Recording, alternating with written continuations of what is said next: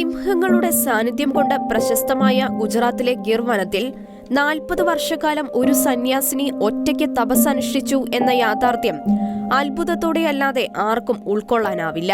ഗിർ വനത്തിന്റെ ഭാഗമായ ഗിർനാർ മലയിലാണ് തൊടുപുഴ ഏഴുമുട്ടം സ്വദേശിനിയായ സിസ്റ്റർ പ്രസന്നാദേവി 40 വർഷക്കാലം ദൈവത്തെ മാത്രം ധ്യാനിച്ച് ഏകാന്ത ജീവിതം അനുഷ്ഠിച്ചത്. പ്രസന്നാദേവി എന്ന പേര് സ്വീകരിക്കുന്നതിന് മുൻപ് അന്നക്കുട്ടിയായിരുന്നു ഈ താപസി. 22-ാം വയസ്സിൽ little sisters of father D Foucault of Sacred heart എന്ന സന്യാസിനി സമൂഹത്തിലെ അംഗമായി. സമർപ്പിത ജീവിതത്തിന്റെ തുടക്കകാലം ഗുജറാത്തിലെ മഠത്തിലായിരുന്നു.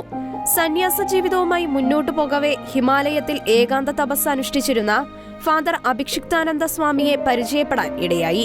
അദ്ദേഹത്തിൽ നിന്ന് ഏകാന്ത തപസ്സിനെ കുറിച്ച് കൂടുതൽ അറിഞ്ഞ സിസ്റ്റർ അതിൽ ആകൃഷ്ടയാവുകയും ഒരു ജോഡി വസ്ത്രവും ബൈബിളും മാത്രം കയ്യിൽ കരുതി ഗിർനാർ മലയിൽ ഏകാന്തവാസം ആരംഭിച്ചു. സിംഹങ്ങളും വന്യമൃഗങ്ങളുമുള്ള കൊടുംകാട്ടിലെ ഒരു ഗുഹയിലായിരുന്നു സിസ്റ്റർ ഏകാന്ത ജീവിതം ആരംഭിച്ചത്. ദൈവത്തോടും പ്രകൃതിയോടും അലിഞ്ഞു ചേർന്ന ഒരു ജീവിതം. കാട്ടിലെ ഫലമൂലാദികൾ മാത്രം ആഹാരമാക്കി. കാട്ടിലെ ഏകാന്ത ജീവിതത്തിന്റെ ആദ്യ നാളുകളിൽ വനദേവി എന്നായിരുന്നു പലരും സിസ്റ്ററെ അഭിസംബോധന ചെയ്തിരുന്നത്. പിന്നീട് പ്രസന്ന എന്ന പേര് സ്വീകരിച്ചെങ്കിലും കൂടെ വനദേവി എന്ന അഭിസംബോധനയിലെ ദേവി കൂടി പേരിനോട് ചേർത്ത് സിസ്റ്റർ പ്രസന്നാദേവി ആവുകയായിരുന്നു. എന്നാൽ പിന്നീട് സിസ്റ്ററിന്റെ ജീവിതത്തെക്കുറിച്ച് അറിഞ്ഞ എല്ലാവരും തന്നെ സ്നേഹപൂർവ്വം മാതാജി എന്ന് വിളിച്ചു തുടങ്ങി. കാട്ടിലെ ഏകാന്ത ജീവിതം കുറെ നാൾ പിന്നിട്ടതിനു ശേഷം സിസ്റ്റർ അവിടെ തന്നെ ഒരു കുടിൽ കെട്ടുകയും താമസം അതിലേക്ക് മാറുകയും ചെയ്തു.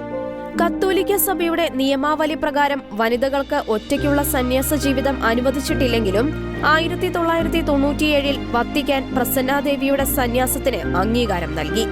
ഒട്ടേറെ ഗുണപാഠങ്ങളുടെ ഒരു സർവകലാശാലയായാണ് പ്രസന്നാദേവിയെ പലരും കണ്ടിരുന്നത്.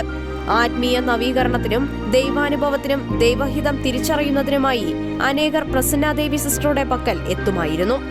എന്നാൽ കാട്ടിലെ ഏകാന്ത തപസ് ജീവിതം 40 വർഷങ്ങൾ പിന്നിട്ടപ്പോൾ വാർദ്ധക്യ സഹജമായ അസുഖങ്ങൾ സിസ്റ്ററെ ബാധിക്കാൻ തുടങ്ങി.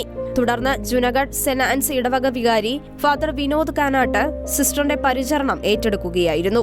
വ്യത്യസ്തമായ രീതിയിൽ സന്യാസ ജീവിതം അനുഷ്ഠിച്ച സിസ്റ്റർ ഫെബ്രുവരി 27-ന് 88-ാം വയസ്സിൽ നിത്യസമ്മാനത്തിന് വിളിക്കപ്പെട്ടു. മൃതസംസ്കാരം ജുനഗഡിൽ നടത്തപ്പെടുമെന്ന് അധികൃതർ അറിയിച്ചു. Church desk, Shekinah news.